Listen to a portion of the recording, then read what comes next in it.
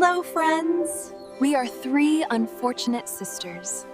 This is our story. Once upon a time, there was a vast and beautiful kingdom named Eloria. This land was famous for its lush valleys, blue lakes, and shining palaces. The king, Eldrin, and the queen, Cirilla, were loved by their people for their kindness, justice, and compassion. Yet, behind their smiles lay a silent sorrow. They had no son. In the grand palace of Eloria lived their three daughters, Princess Alzara, Princess Miral, and Princess Riana. All three were as beautiful, delicate, and kind-hearted as their mother. But destiny seemed to have turned its back on their happiness. Alzara was the eldest. Her heart was an ocean of love. She often said, "Love needs no crown or throne. It is the light of the heart." One day, a simple farmer's son named Arian came to the palace. He grew flowers in the royal gardens. Alzara was touched by his sincerity and simplicity. Their friendship blossomed and soon turned into love.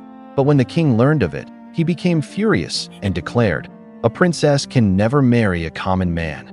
Alzara bravely replied, "Father, if love is a crime, then I gladly accept the punishment." That very night, she left the palace with Arian. But fate was cruel to them that a terrible storm struck during their journey, and Arian was swept away by the river. Alzara wept endlessly until one day, she too disappeared by that same riverside. They say her soul still wanders through the flowers, searching for Arian in the fragrance of the wind. Miral was the quietest and wisest of the three. After Alzara's disappearance, she was broken inside but never showed her pain. The king, hoping to ease her sorrow, decided to arrange her marriage with Prince Eder of a neighboring kingdom. First, everything seemed like a beautiful dream. But soon after the wedding, Miral discovered that Prince Eder was selfish and arrogant. He didn't love her. He only desired her kingdom. One night, Miral overheard his wicked plan. He intended to poison the king and unite both kingdoms under his rule. Miral immediately saved her father, but when the truth came out, Prince Eder accused her instead, claiming this was all Miral's own conspiracy. No one believed her. The king, torn between love and duty, imprisoned his own daughter. Inside her cold cell, Miral wrote on the walls with her fingers.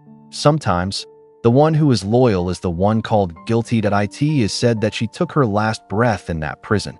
When they opened the door, her face was peaceful, as if she had finally been freed from the bitterness of the world. Riana, the youngest, was innocent and full of joy. She used to laugh, play, and bring happiness to everyone around her.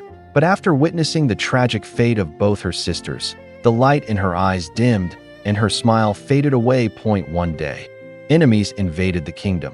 The king was old, and the army was weak. Riana lifted her sword and declared, "If my sisters gave their lives for love and loyalty, then I will sacrifice mine for my kingdom." She fought on the battlefield with unmatched courage. Her bravery shook the hearts of her enemies. But in the end, she too was fatally wounded.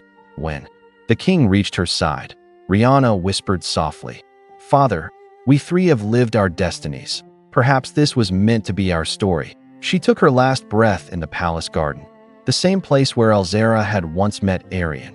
Eloria became a silent kingdom, but it is said that on moonlit nights, when the wind blows gently, three beautiful voices echo through the palace windows, one filled with love, one heavy with sorrow, and one glowing with bravery. People still call them the three unfortunate princesses who suffered in life, yet through their spirits, left behind eternal symbols of love, loyalty, and sacrifice. And this story teaches us that fate does not always give us what we wish for, but what we become depends on our choices, our sacrifices, and our hearts.